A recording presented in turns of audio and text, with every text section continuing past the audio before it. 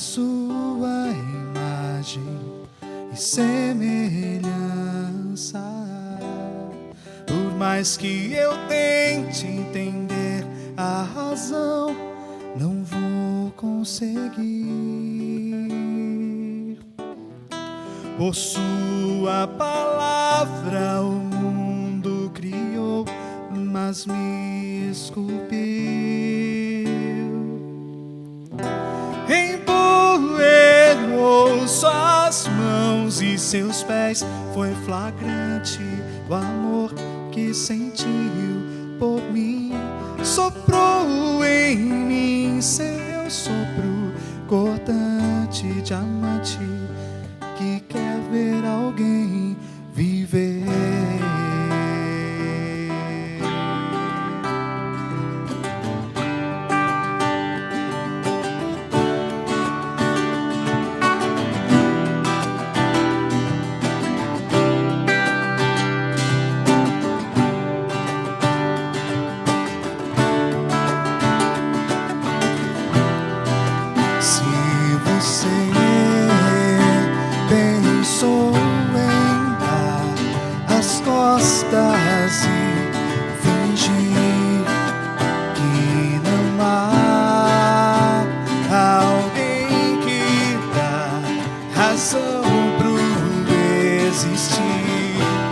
Sabia que o homem seria infiel, mas não desistiu.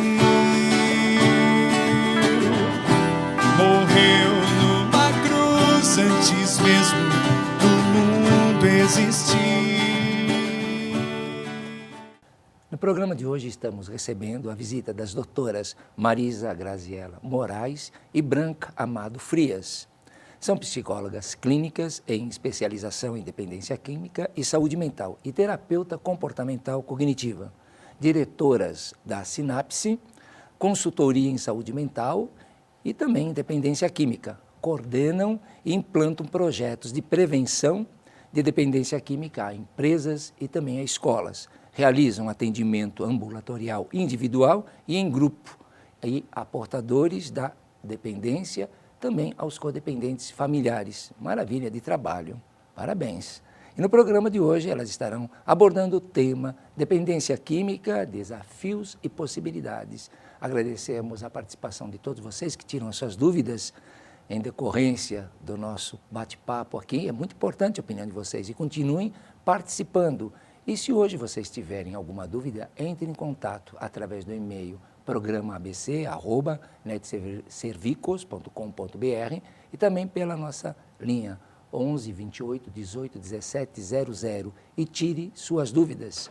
E agora vamos apresentar tanto as doutoras, que é a Marisa e a Branca.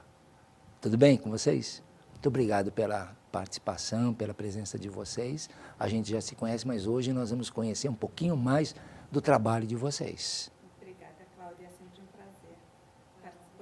Participar, aprender um pouco, trocar experiências. É verdade, é uma troca de experiências, uma vez que a gente está envolvido e vocês eu já vi que também já tem uma carreira bonita dentro desse segmento, porque quando já se propõe fazer todos esses trabalhos, já começou lá embaixo, não é? Já começou... algum tempinho algum tempinho. Curto espaço de tempo. Então, vamos falar um pouquinho do trabalho de vocês, fala um pouco. Então, nós temos uma experiência grande aí com dependência química, saúde mental e comorbidades, né? Então, a gente aproveitou essa experiência para estar desenvolvendo um trabalho nas empresas, mas um trabalho de prevenção, tá? Porque já que a dependência química é uma doença que não tem cura, então o que prega o bom senso aí? Vamos prevenir, tá? Então, esse é o grande foco da Sinapse, a consultoria para empresas. Mas nós temos também o trabalho que nós desenvolvemos dentro da clínica. É um trabalho ambulatorial, individual, sigiloso, tá? Porque a gente busca um olhar diferente sobre o dependente químico, não massificá-lo, dentro de uma estrutura já pronta, mas olhar as necessidades específicas de cada um, principalmente no que tange ao paciente que já apresenta comorbidades. Perfeito.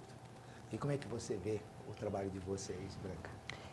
O nosso trabalho ele veio muito assim que nós trabalhávamos em instituição, né, psiquiátrica, de dependência química, e a gente percebia que as pessoas iam internadas já num estágio avançado e que muita coisa a gente podia ter feito, né, muita coisa a família podia ter feito, muita coisa poderia ter, um caminho diferente poderia ter sido trilhado antes de chegar à internação. Então, essa coisa ficava muito na cabeça da gente. Vamos propor um trabalho de prevenir, para não deixar chegar aqui. Né? O que a gente pode fazer antes, né? Quem que a gente pode sensibilizar, de que forma a gente pode chegar para evitar a internação, né? Que já é quando a doença já está bem avançada. E foi aí que a Sinapse nasceu, dessa ideia, dessa vontade de não deixar a doença evoluir a um grau assim ruim, que é às vezes a perda do emprego, que é a perda da família, né? Que é no estágio mais avançado que a gente está acostumado a ver. E estamos aí trabalhando, fazendo essa divulgação do saber. Eu acho que é muito importante o saber, né? E divulgá-lo e mostrá-lo, né? Sensibilizar as pessoas, famílias, empresas, chefias, né? Desmistificar a dependência química, que antes o dependente químico era visto como um mau caráter, como uma pessoa que não tem força de vontade, desmistificar isso. E a gente está aí fazendo esse trabalho com bons resultados. Há quanto tempo? Tanto que a gente chegou aqui com você. Não, mas agora a gente vai divulgar mais. Há quanto tempo vocês estão assim envolvidas, por exemplo, vocês levam esse trabalho às prefeituras? As prefeituras ainda não levamos. Porque, né? como eles assim têm a participação em escolas públicas, tem a Secretaria de Ensino, coisa assim, como é que vocês, por exemplo, numa empresa, como é que vocês chegam a eles para oferecer esse trabalho de prevenção? Em geral, a gente chega no RH, né? Porque os problemas, eles aparecem no RH. E em escolas, como é que vocês... Em escola, a gente vai na diretoria, né? Nas diretorias da escola. Então, por enquanto, é em escola particular. Particular, a gente já foi em escolas públicas também, já. mas não via prefeitura, a gente vai via a escola. A própria escola. A gente vai direto na diretoria, mostra o trabalho, mostra o tema das palestras, né, que é mais direcionado, porque nós temos uma forma de trabalhar que a gente adapta o saber dependendo da população. Então, se é um jovem, vamos falar de dependência química na linguagem do jovem, né, do jeito dele, de uma forma mais dinâmica. Se é para uma empresa, vamos adaptar para a realidade da empresa. Sem dúvida. Então, a gente tem feito nesse sistema e a gente vai nas diretorias da escola. Perfeito. Então, a gente faz bate-papo com os pais, com os alunos. Então, não se né? restringe em uma única conversa, seria assim um pacote, algumas entrevistas, algumas Isso. palestras. Tem empresas que a gente faz o plantão. Então, a gente faz esse bate-papo, essa palestra, depois a gente faz um plantão psicológico, porque muitos funcionários, eles têm medo de se manifestar. Sem dúvida. Então, eles ficam mais reservados. Então, a gente oferece esse tipo de coisa, eles vão, nos procuram, sabem que tem o sigilo, né? Eles nos procuram e a gente orienta que caminho que eles vão seguir. Isso seria no decorrer de meses, durante o ano? Quanto tempo seria estendido esse tempo dentro de uma empresa? Depende da empresa, da necessidade da empresa. Né? Varia muito, Cláudio, porque Isso. aí depende existe o real, o que é possível para a empresa e o que é ideal, fazer um trabalho ideal. Então, nós temos uma estrutura de trabalho que seria o ideal. Mexer desde o diagnóstico da empresa, passar pela cultura da empresa, mudar a cultura da empresa, capacitar as chefias e lideranças até chegar aos funcionários em si. A sensibilização, a conscientização de que dependência química é uma doença. Tá? Então, isso é o ideal. Mas o que a gente esbarra muito é nos recursos Da própria empresa. da própria empresa. Que é um trabalho que é um pouco custoso. Envolveria alguns profissionais. Exatamente. E é o que você fala, seria trabalho para anos, né? Sem dúvida. Então, isso esbarra muito nos custos da empresa. Então, o que a gente faz são trabalhos mais focados em CIPATs, capacitação de chefias, sensibilização em palestras de funcionário. Não, mas eu acredito que seria por aí, Marisa. Assim, por exemplo, quando você diz, eu já faço até uma comparação com os pais. Às vezes os pais falam, meu filho não quer, e não vai, e não procura ajuda, e não fica sabendo como seria um começo. Na empresa, se a chefia, que tem os seus subordinados, não tem a sensibilidade, fazem vistas grossas. Agora você falou tudo, Cláudio. A resistência é muito grande dentro da empresa, mesmo porque as empresas não querem ver associado ao seu nome o nome dependência química. É igual as famílias, como na minha família não tem dependente químico. Isso é na família do vizinho. A empresa passa pelo mesmo processo. E nós, quando montamos a Sinapse, pensamos muito nisso. Porque grupos para famílias, trabalhos para as famílias já tem bastante. A sociedade se estruturou, tem ONGs, tem os grupos de autoajuda. Para o paciente também, nós temos uma vasta carteira aí de possibilidades de tratamento. Agora, para as empresas, não. Sem dúvida. E assim, a empresa nos chama a atenção porque, estatisticamente, os resultados são excelentes. Porque, na verdade, o indivíduo que está dentro da empresa, que é portador dessa doença, ele ainda não chegou no fim do poço, digamos assim. Sem dúvida. Ele está com uma vida social funcionando. Ele ainda tem a família, ele ainda tem o trabalho. E quando você intervém dentro da empresa, os índices, a estatística de recuperação é muito alta. Então, isso para nós foi assim um dado que, poxa, olha, é um caminho para a gente trabalhar que traz bons resultados, que vale a pena investir, não só para o indivíduo, para o paciente, como para a empresa, né? Porque perder um paciente, demiti-lo por causa de uma doença é mais caro, o custo para a empresa é maior do que o tratamento em si. Sem dúvida. Então, eu levanto muito essa bandeira dentro das empresas em função dos resultados. E nas empresas, assim, muitas vezes quando vocês fazem plantão, há funcionários que vão a vocês? Muitos, então, né? Porque aí a gente entra na estatística também. Uma empresa é uma micro-sociedade, né? Então, as porcentagens de dependentes químicos vale para lá, para dentro também. 16% da população que está trabalhando é dependente química. Qual é o caminho que vocês sugerem? É a sensibilização mesmo, né? A gente faz um trabalho aí de formiguinha nesses espaços.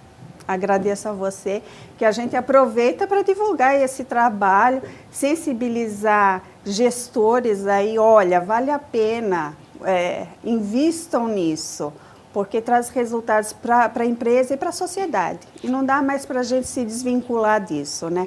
Da responsabilidade social.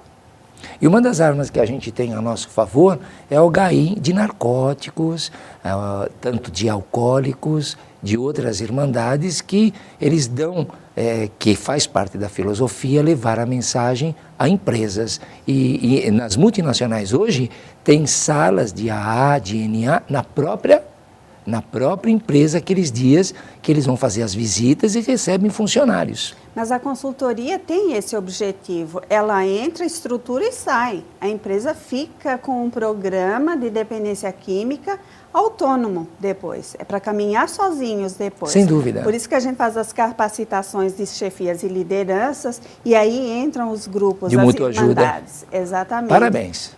Era isso que eu queria escutar, porque tem que envolver todos. Com certeza. Né? Quanto mais profissionais nesta área e as ferramentas que têm a disponibilidade e econômica, a gente tem que utilizá-las. Nesta área da dependência química não podemos desperdiçar absolutamente nada. E na Sinapse, na clínica? Como é que fica na clínica Sinapse? Como é que chega o sujeito para procurar tratamento? Sozinho, com família? Como é que ele chega para procurar vocês? Quer falar, Branca, um pouquinho? Não, ele chega assim, ou por vontade própria, ou por vontade da família, né? A maioria dos jovens, eles vêm por intimação da família, né? E aí eles passam por uma avaliação, né, para a gente ver em que estágio que eles estão, se já tem a comorbidade, se não. E a partir daí a gente tem um programa em cima do tipo de personalidade dele. A gente já tem uma estrutura, né, de tratamento ambulatorial. que contempla, inclusive, encaminhamentos para salas também. Não é porque ele está com a gente que ele não vai para as salas. A gente encaminha também. Sem dúvida. De uma forma paralela, né? Que é isso que você está falando. São as ferramentas e a gente tem que estar usando. Então, a gente faz uma avaliação desse paciente, verifica se ele tem comorbidade. Se não tem, ele vai direto para o tratamento, ele e a família. Então, ele tem uma série de sessões em cima da terapia cognitivo-comportamental, ele aprende ferramentas, ele aprende a lidar com a fissura, ele aprende a perceber como ele funciona no mundo, né, e como ele pode abortar o processo de crescimento da sua dependência.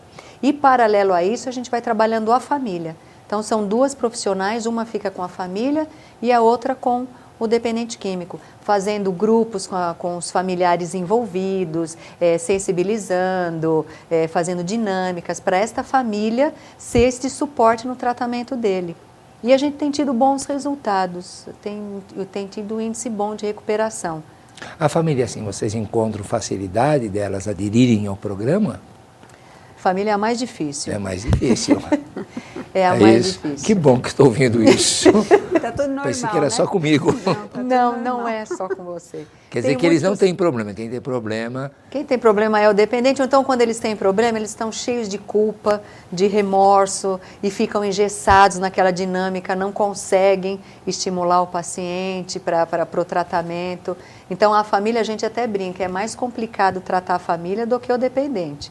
Mesmo quando ele vai contra a vontade para o ambulatório, que ele vai, porque minha mãe mandou, porque eu tenho que vir, ele acaba se envolvendo, né? Porque é um trabalho terapêutico, a gente vai estar trabalhando as questões emocionais, não é só as ferramentas para a dependência química, então ele vai se envolvendo. Agora a família tem mais bloqueios, mais dificuldade. Então, explana um pouquinho, Marisa, essa doença, como é que você vê a doença da família, uma vez que ela falou que tem mais problemas? Fora a neurose, quais mais outros problemas? Eu acho que são as resistências em função da culpa. Na verdade, é muito sofrimento. A gente fala até assim, brincando, né, que a família é mais difícil, é mais complicada, mas se a gente se colocar no lugar, nós estamos falando de sofrimento. E um sofrimento assim, eu acho que pouco comparável a outras doenças, né? Sem dúvida. Então... Porque realmente quem sofre não é só quem está com a dor, que é o paciente. Todos sofrem. Todos e muitas sofrem. vezes sofre mais quem não está com aquela dor, que no caso é o paciente, porque é impressionante o que vocês estão falando. Eu vejo, vocês também veem diariamente. A gente vê o pai chorando, a mãe chorando, a esposa chorando, ou o filho. A gente vê cenas assim, é como você falou. É muito sofrimento, é uma doença atípica. Ela envolve todos e envolve o ser humano como um todo.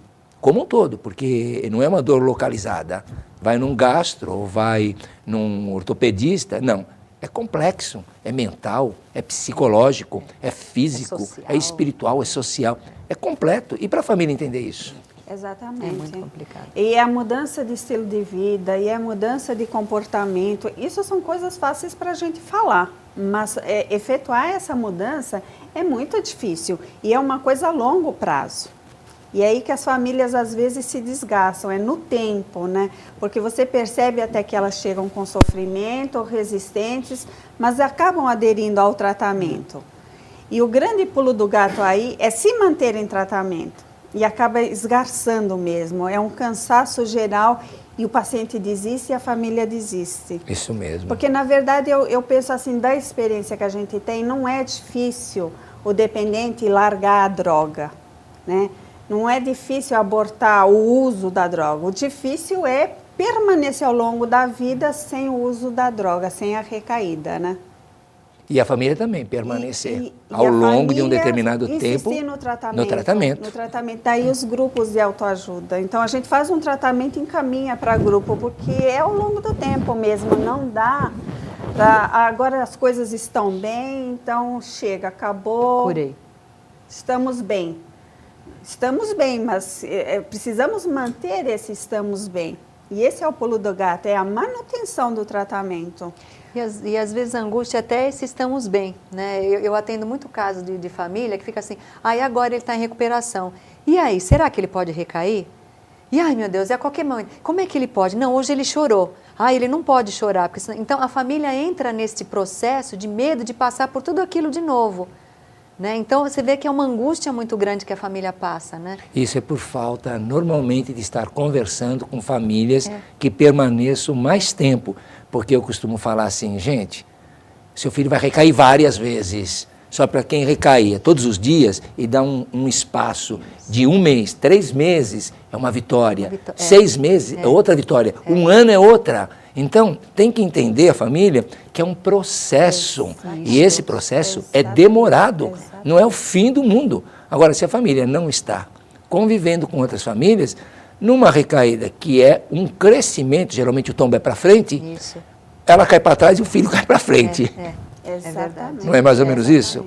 Eu brinco com eles que vocês ficam venerando a recaída. Vamos vivendo o aqui e agora, né? Vocês botam no altar e ficam lá. E aí não vive uma relação neurótica, porque fica controlando, fica fechando, né? Não vai aqui, vai ali, não vive mais a vida deles, né? E aí aquilo que você está falando, não aprende, né? Com a recaída. Quando recaiu, pronto, o mundo foi por água abaixo. Seria interessante, assim, se passar...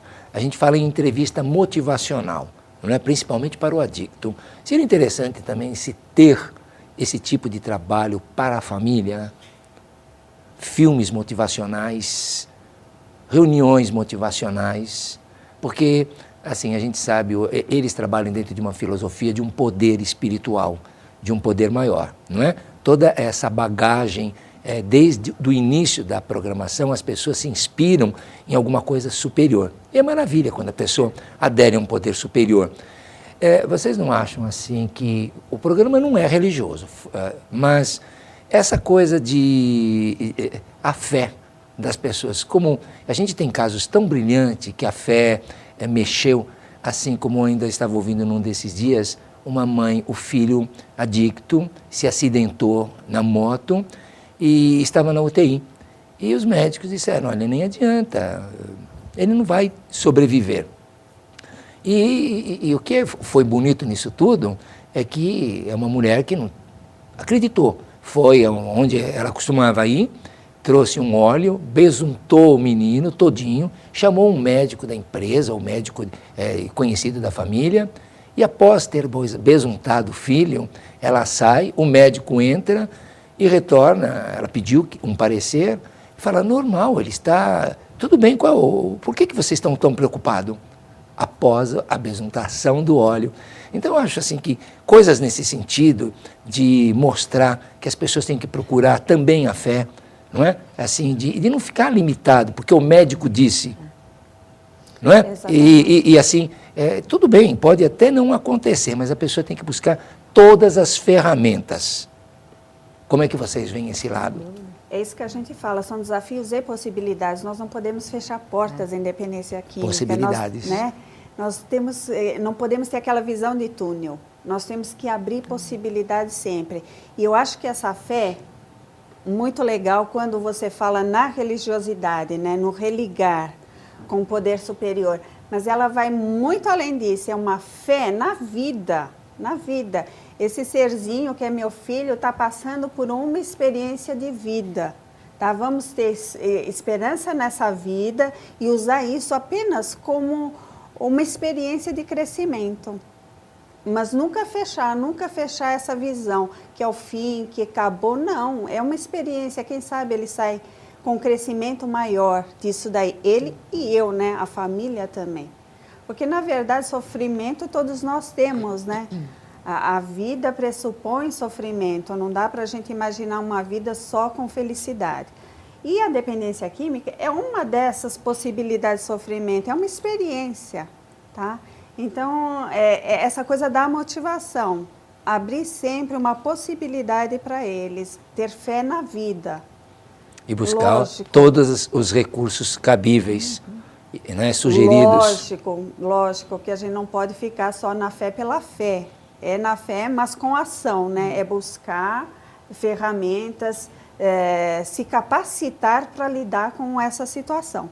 Não é só a ciência, né? A ciência tem um limite, por isso que, então, fiquei até surpreso. Quer dizer, não tão surpresa, porque normalmente médicos não podem também passar essa mensagem. Não, tudo bem, vai acontecer, mas também não precisa ser tão negativista, né? Sim. Muitas vezes acho que é interessante ele falar, né, para o poder superior ou para aqueles que tenham fé tudo é possível, mas a gente tem um limite, não é? Não podemos garantir nada, mas é ruim quando alguém fecha essas possibilidades. Com certeza. E a gente sabe que dentro da ciência, né, álcool e drogas é um dos assuntos mais estudados no mundo inteiro. Mas espera um pouquinho que a gente já volta, porque vai longe então agora. Tá bom, Um minutinho, a gente já volta já. Tem um intervalo.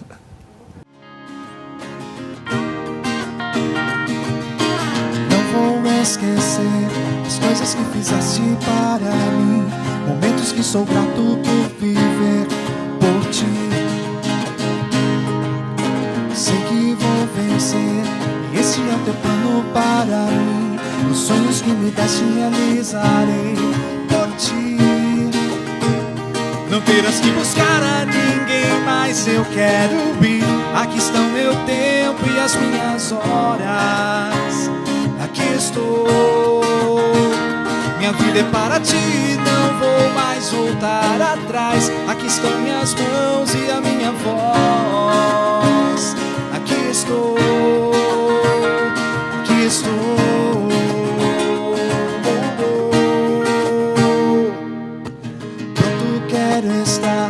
Os dons que me deste vou usar, os anos que me deste viverei por ti.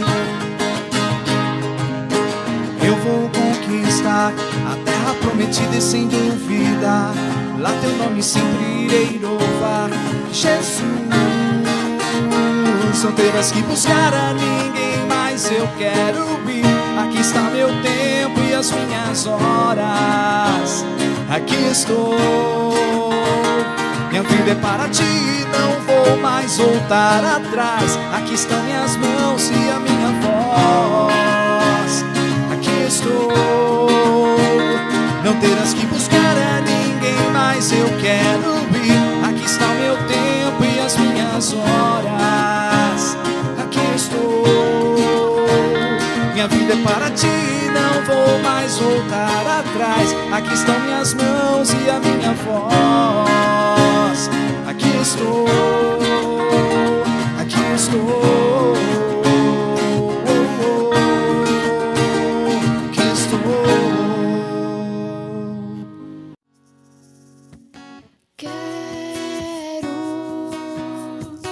te conhecer, eu quero me envolver, Senhor, a tua voz quero ouvir.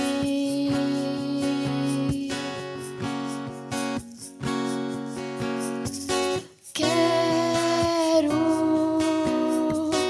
me apaixonar pra sempre, contigo andar e crer em Jesus, meu Salvador.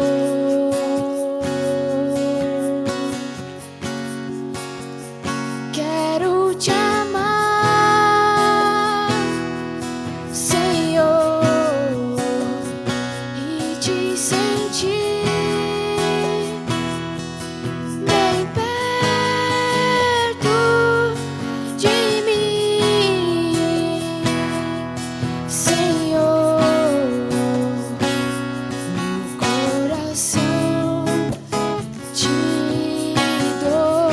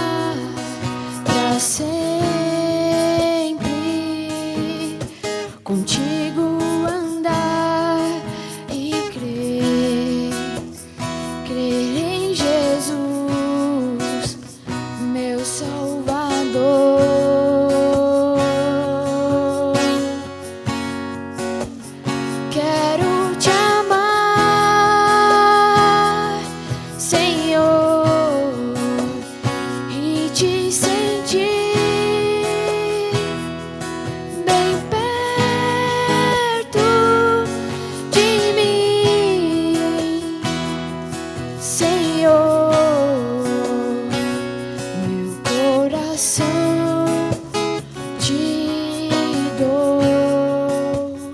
Quero te amar. Estamos de volta com o programa Família, recebendo no dia de hoje a visita das doutoras Marisa Graziella Moraes e Branca Amado Frias. Nós estamos conversando sobre o tema dependência química, desafios e possibilidades. E se você tiver alguma dúvida, entre em contato conosco, tire suas dúvidas através do e-mail do nosso programa, programaabc@netservicos.com.br ou pelo nosso hotline 11 28 18 17 00. E nosso bate-papo está muito interessante e nós vamos continuar explorando e ver até agora, fazer uma pergunta muito pertinente que muitos familiares se perguntam: o que eu posso fazer para motivar o meu filho, o meu dependente químico a não parar com essa programação que o manteve até esse momento abstêmio? Então, nós vamos perguntar para a doutora Branca e Marisa quais as ferramentas motivacionais que as famílias, não só motivacionais, mas as ferramentas que elas tenham assim, à disposição delas para motivar os filhos a dar continuidade. Bom, primeiro, eu acho que é a família estar bem. Primeiro ela tem que tratar dela, né? Primeiro ela tem que lidar com as culpas, com as angústias, com os medos, né? Primeiro ela tem que estar bem, fortalecida. E a partir daí, está sempre estimulando, né? Está sempre mostrando para essa pessoa o quanto é importante o estar com as pessoas que estão em tratamento, ter planos de vida, metas, né? Metas eu acho que é uma coisa muito importante. O que eu quero para a minha vida? O que eu penso em fazer até o fim de dezembro? Né?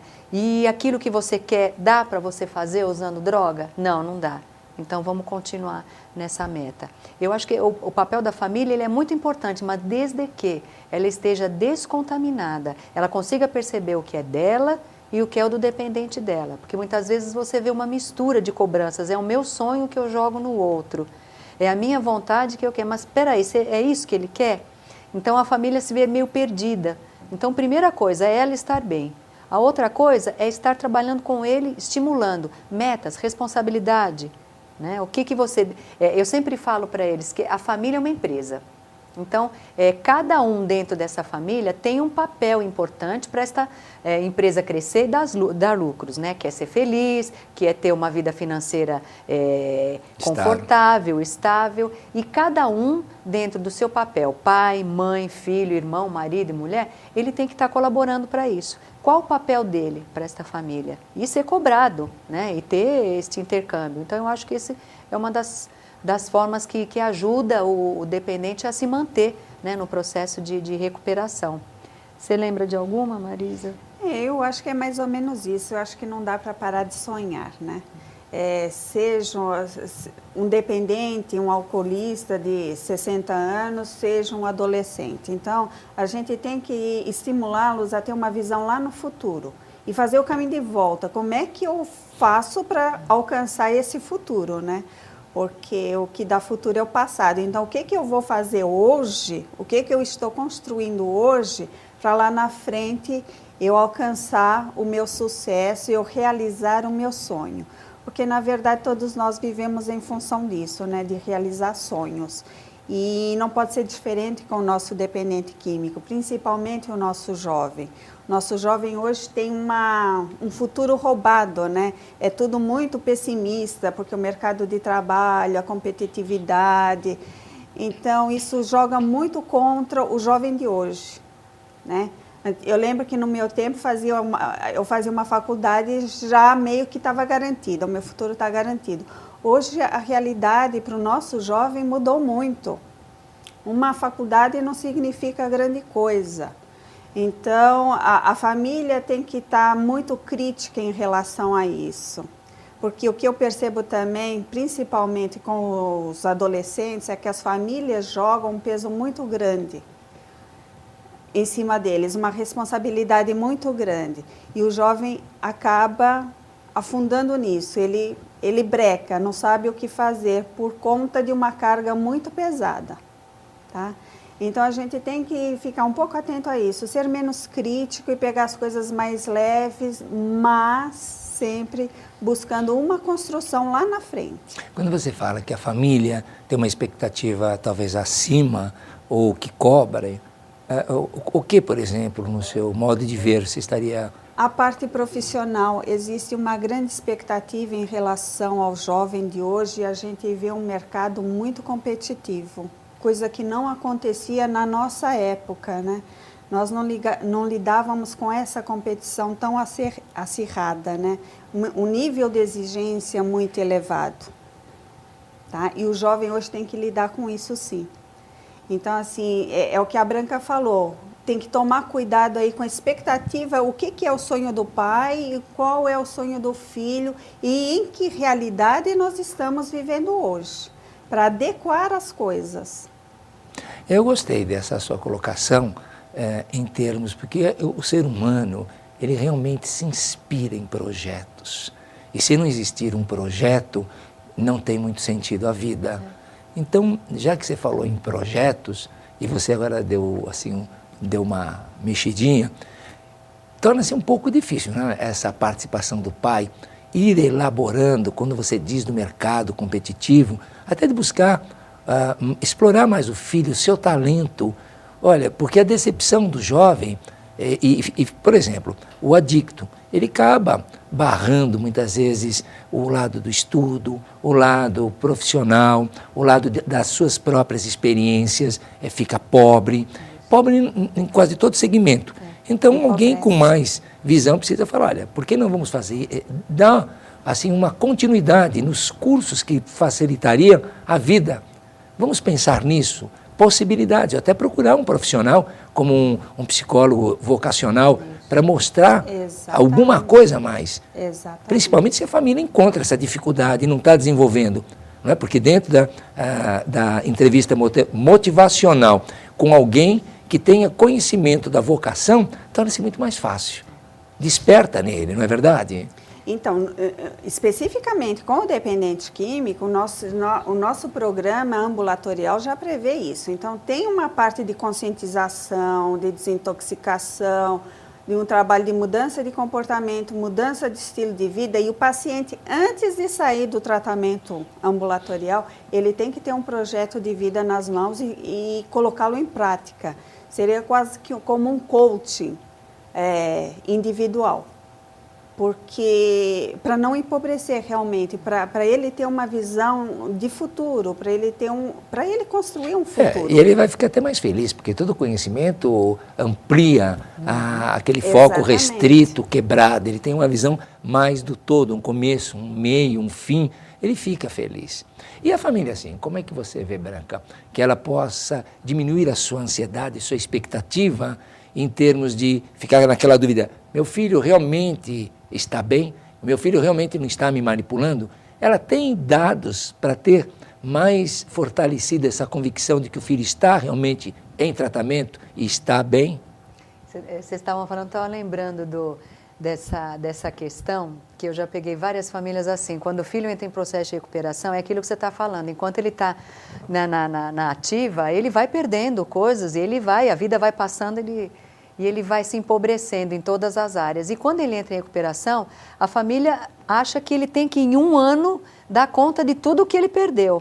E aí tem aquela cobrança muito forte e começa a traçar paralelo entre si. Mas eu, na sua idade, eu já tinha isso.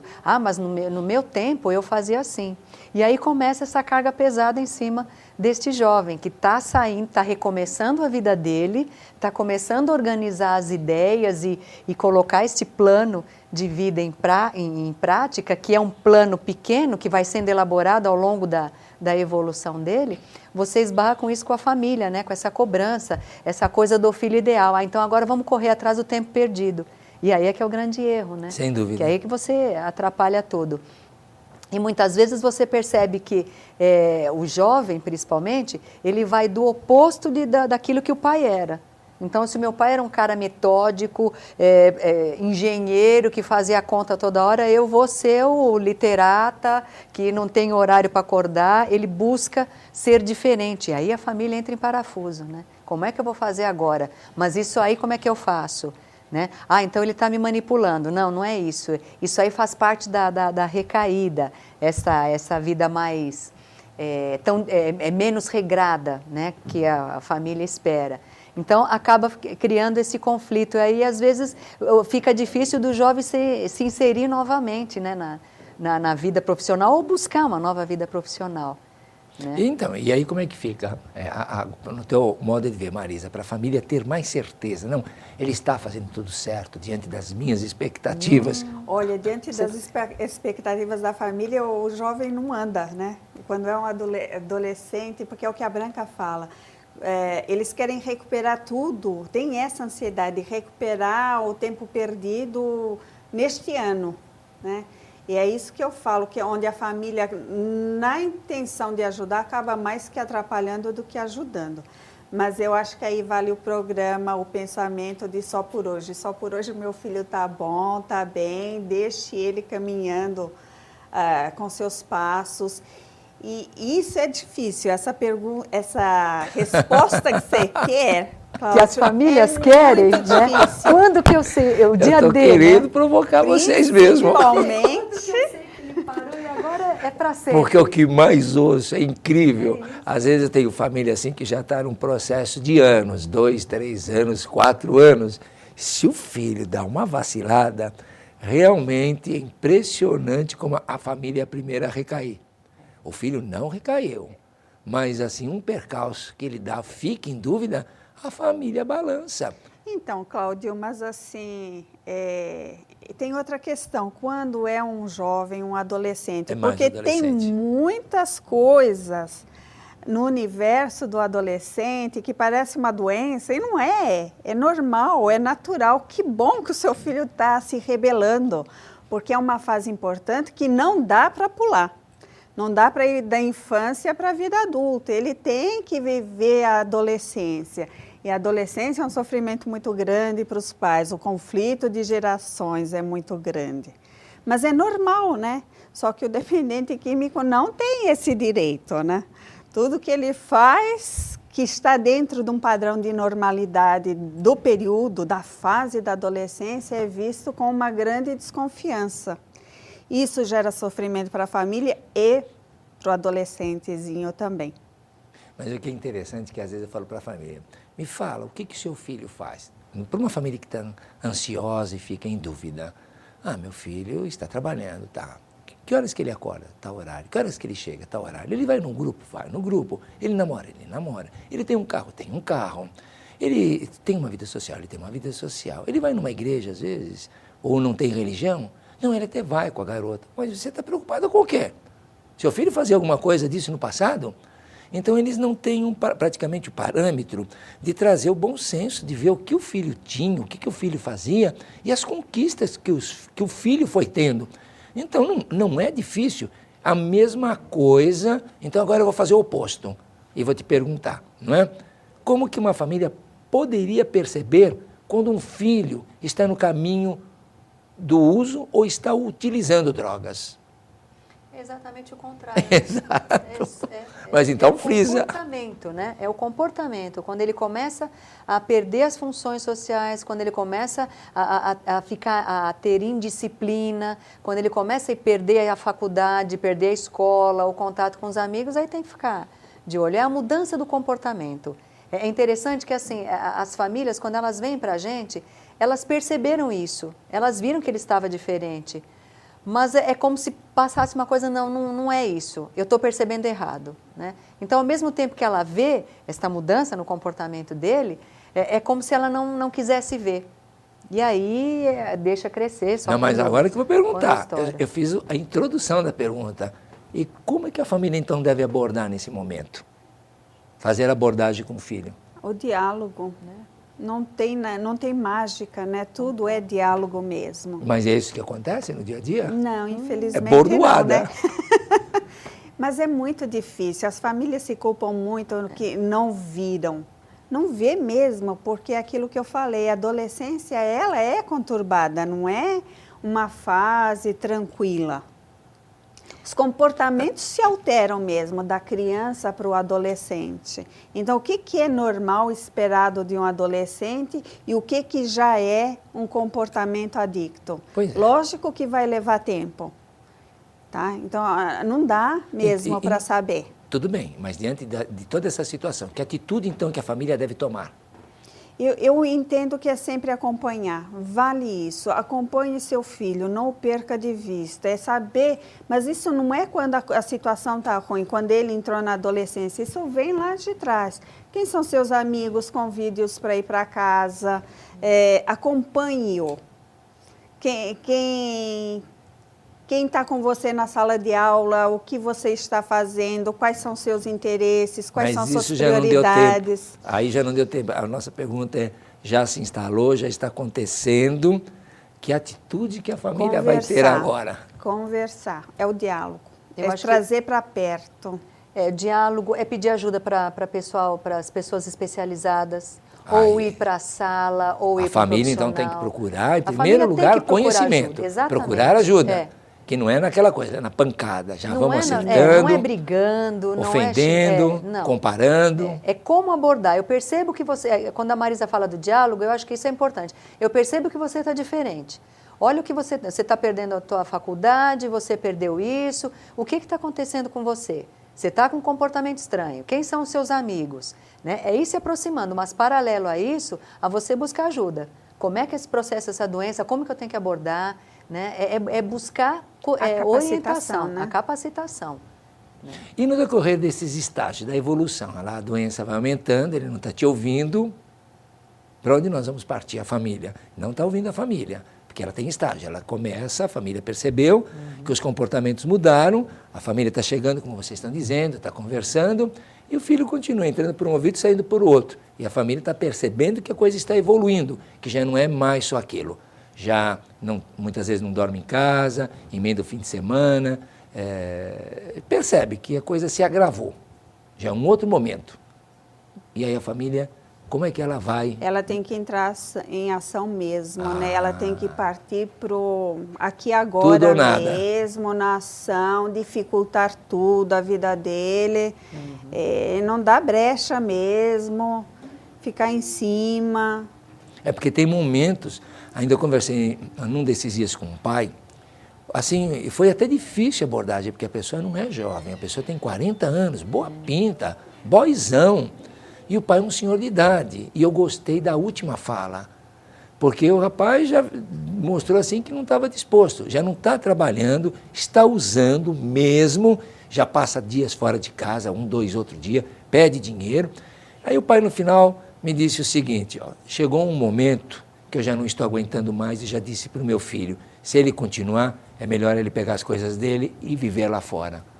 Eu quis aplaudir, não é? Porque é um senhor de 70 anos me falando isso, praticamente sem, assim, conhecimento de um programa. E já é uma fase em que o filho, como o pai falou, já fizemos tudo para ele, chegou um momento que nós não sabemos mais. E ele também não quer uma internação, eu não quero fazer com que ele seja na marra, mas estou dizendo, se continuar, ele vai ter que dar uma continuidade na vida dele. Bela colocação. Sim, sim. É que a gente começa falando do jovem, né? Então, fique junto de seu filho, mas aí vá atuando, com certeza, vai se capacitando para saber como lidar com essa doença, porque se não abortar essa doença, o processo, a adicção, ela vai caminhando para um contínuo de gravidade. E as ações também têm que ser da mesma intensidade. Tá? Não adianta, por exemplo, nesse caso, ir dialogar, não tem mais diálogo. Não, aí já não tem mais diálogo. Já não dá mais, E né? a idade... Então, são outras ações mesmo. Outras ações. Né? Agora, a família tem que estar estruturada para tomar essa atitude, porque não adianta ele falar, então ele vai embora. Aí ele vai, fica uma semana, na semana seguinte ele bate na porta, tudo bem, volta. Né? Mas a dor chega uma hora que a pessoa realmente aprende, você não vê assim? A própria família, porque para um pai chegar nesse momento, é mais ou menos a parábola do filho pródigo. Eu percebo que muitos falam, mas na hora do agir, falar, não, você tem razão, né? É isso que eu tinha que fazer, mas eu não consigo fazer. Mas esse eu tenho certeza que falou. É. O nosso tempo está muito assim, está muito gostoso o nosso bate-papo, mas eu vou ter que pedir para que você fale, não é? Assim, dê uma mensagem para essa família que às vezes está nessa dificuldade e não sabe como lidar, ou tem filhos jovens. O que você diria para os nossos telespectadores? Olha, o que eu posso dizer, até como mãe, não perca seu filho. Eu tenho visto muito isso no meu consultório. Eu acabo tendo que maternar os filhos dessas famílias. Então, não perca seu filho para a droga. Fique junto, acompanhe e capacite-se. Procure ajuda, procure conhecer que doença é essa, como é que é ajudar um paciente que é portador dessa doença, que é diferente de todas as outras doenças. Ela tem características e sutilezas extremamente diferentes. Então, às vezes, maternar um dependente químico é dar um limite, é dar um não, é cortar alguns benefícios. Tá? Então, se capacite, procure informações, procure um profissional, vale a pena esse trabalho, porque é o que eu falei, é um sofrimento, mas é uma experiência, use essa experiência na sua vida para um crescimento pessoal e da família também, porque a gente tem que pensar nisso, né? Grupos de autoajuda são excelentes, mas o primeiro grupo, o grupo primordial é família, então cuide-se e cuide de sua família, para conseguir ter uma vida mais tranquila e saber levar essa situação com mais serenidade possível. Tá certo, muito obrigado. Você concorda com tudo isso, Branca? Concordo plenamente e ainda acrescento, persevere, né? É um trabalho de formiguinha, não desista. Você tem que estar mantendo sempre isso, sempre esta motivação, esta energia.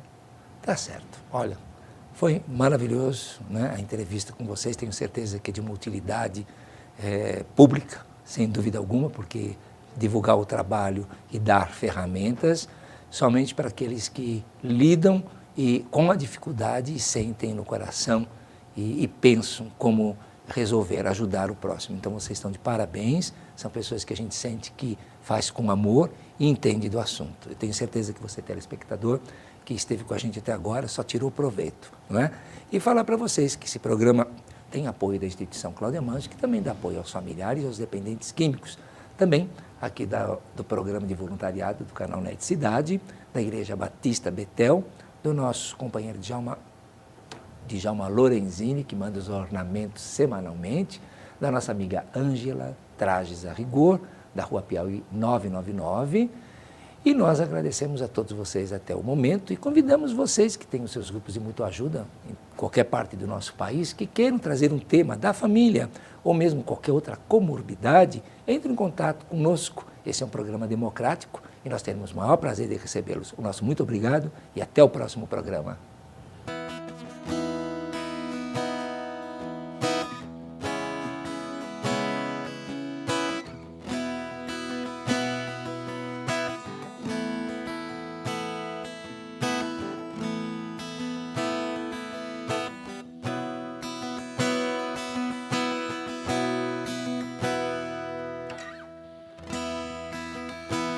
Me coloco a teus pés, te peço, vem me encontrar. Vem, ó Pai, me encontrar.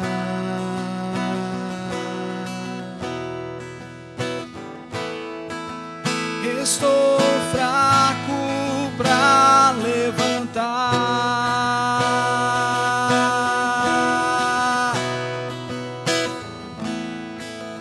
Em tuas mãos quero me segurar.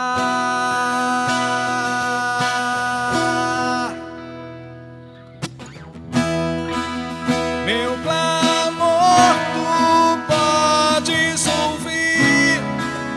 Abre os braços pra me amparar.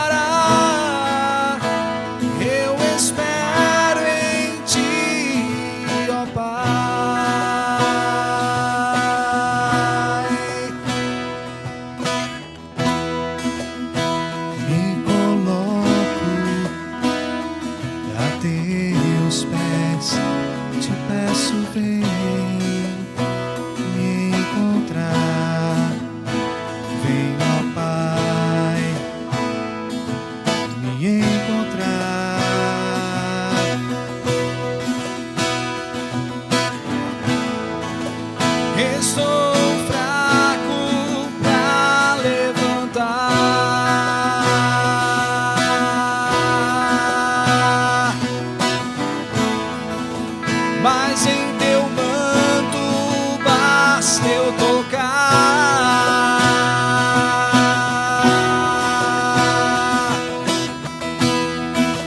Meu clamor tu podes ouvir.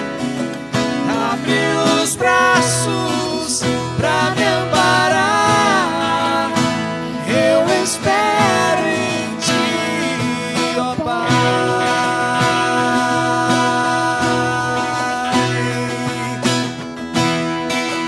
Meu clamor tu podes ouvir. Abre os braços pra me amparar. Eu espero em ti, ó Pai.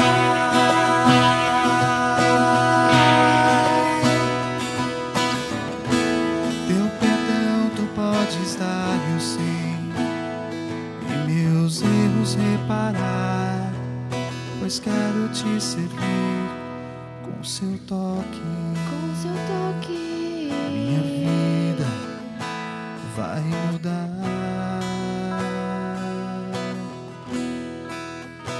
Então toca-me, toca-me, toca-me, toca-me, toca-me.